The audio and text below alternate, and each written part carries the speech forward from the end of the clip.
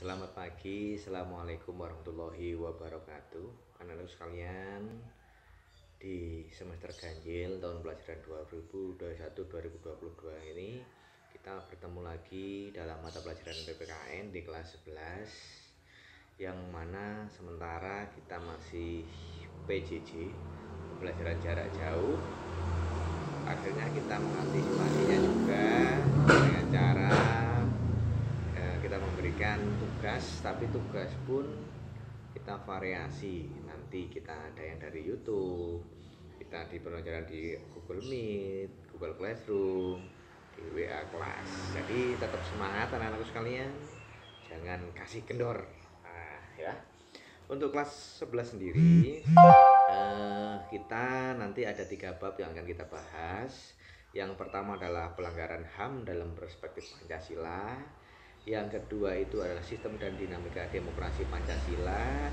Yang ketiga adalah sistem hukum dan peradilan di Indonesia. Kita bahas semuanya. Materi esensial ini, materinya adalah materi-materi yang penting.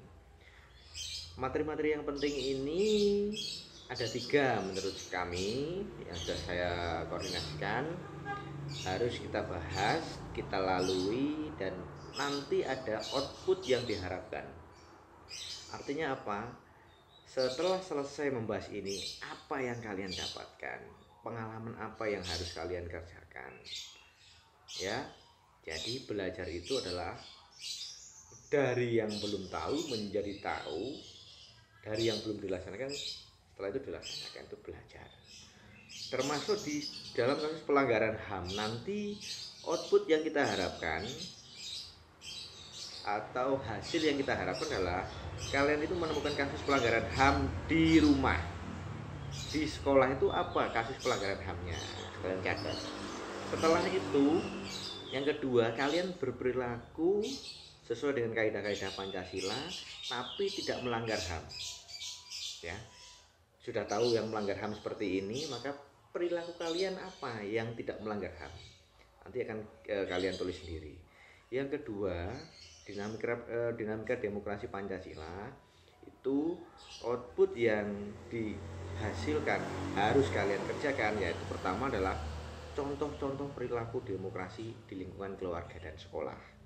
Kami fokuskan di lingkungan keluarga dan sekolah saja, ya, tidak terlalu luas.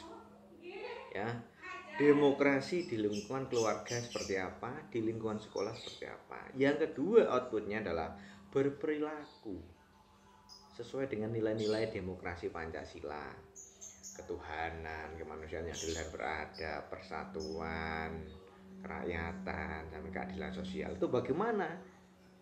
Perilaku di rumah bagaimana? Perilaku yang harus dilakukan di sekolah itu bagaimana? Nah, itu outputnya seperti itu. Yang ketiga adalah sistem hukum dan peradilan.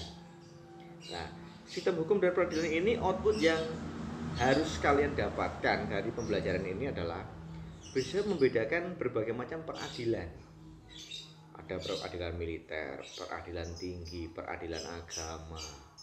Itu nanti harus dibedakan, kalian harus paham. Ya.